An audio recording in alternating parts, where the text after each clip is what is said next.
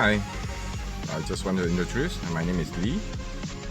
Okay, I just trying using my broken English to let everyone understand after engine swap. So take up the cluster. You just turn on the key.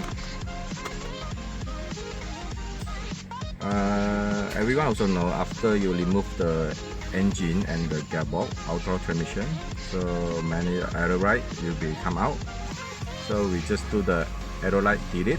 So after delete, no more arrow light, and just left the necessary light like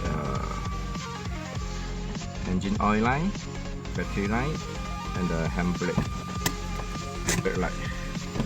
Okay, try to start the engine.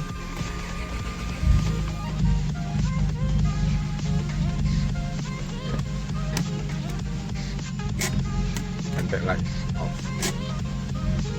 So about the RPM cluster, yeah, we running back the stock cluster RPM and the speed, speedo, water temp, voltage, oil pass. All the part using stock failady, even the gear shift. And because this car is using 2JC vvti shiftronic system, so we convert the signal, the shiftronic signal to the 2JC gearbox system. So we still can using this gear shift to press to sport mode. Then we can play with upshift, downshift. Okay. Even the pedal, the certain pedal also use stock